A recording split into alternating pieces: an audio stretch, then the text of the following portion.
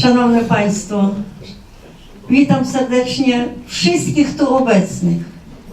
Chciałabym, jak zawsze, jak co roku, serdecznie podziękować dla Pana Prezesa Andrzeja Siedleckiego i całego zarządu za zorganizowanie tego zjazdu, za przyjazd nas tu. Jak Pani Prezes Stefania Szantar powiedziała, że dla nas to jest najważniejsze, to zjazd lagierników. Tutaj właśnie spotykamy się. Tutaj nikt nie pyta się, a jak Ci tam było? Tylko gdzie? Na Воркуте, na Rylsku. A jak było, to każdy z nas wie. Nam, krasowiakom, to trochę to gorzej, inaczej wygląda. Bo Wy tu w Polsce, w wolnej Polsce przyjechaliście, tylko zmieniliście miejsce.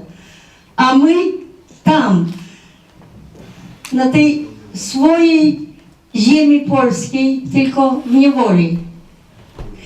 Państwo polskie zrobiło z nas, Polonię porobiło. Polonia polska na Białorusi, Polonia polska na Litwie, we Lwowie, na Ukrainie. Słuchajcie, szanowni Państwo, a kto nam odpowie? A kiedy my tam się przesiedlili na te nasze ziemie?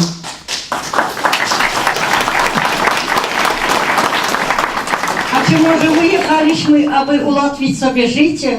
Nie. Zostaliśmy, aby walczyć, aby zachować te nasze ziemie.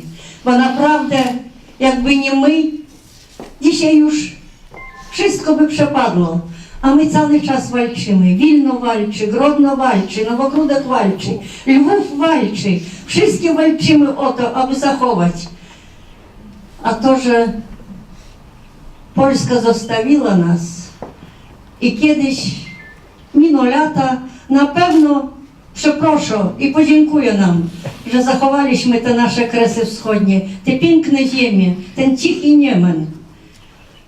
Trudno, ciężko, ale jednak jesteśmy wierni Bogu i Ojczyźnie. I walczymy. My nie skończyliśmy walkę. Walczymy już teraz, może marzymy o powrót, ale nie możemy już to pokonać. Walczymy o godność człowieka, o godność Polaka. Bo tak niszczą, jak u nas na Kresach niszczą, to nigdzie. Mówią, że Polaków tu nie ma. To prosto katoliki. Tak, w Białorusi, na Litwie mówią, a my nie. My jesteśmy Polakami. Z dziada pradziada, tam groby naszych przodków, tam cmentarzy ze wszystkich okresów. I powstania, i bolszewickiej wojny, i 39, i po 45, a nawet ostatnie zginął komendant w 53 roku. Tak jak mój brat. W 52 my byliśmy w lagrach stalinowskich, ojciec, matka i ja, a on tu zginął. I do dziś nie wiemy, gdzie jest pochowany, gdzie jego ciało. Nie możemy zapalić niczego, nie możemy.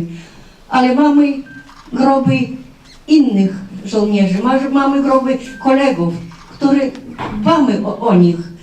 Stawimy znicze, modlimy się i na pewno te modlitwy dochodzą do wszystkich. A im już nic nie trzeba, tylko pamięć i modlitwa. Szanowne Państwo, tak kochać ojczyznę, jak kochają krasowiaki, nikt nie potrafi.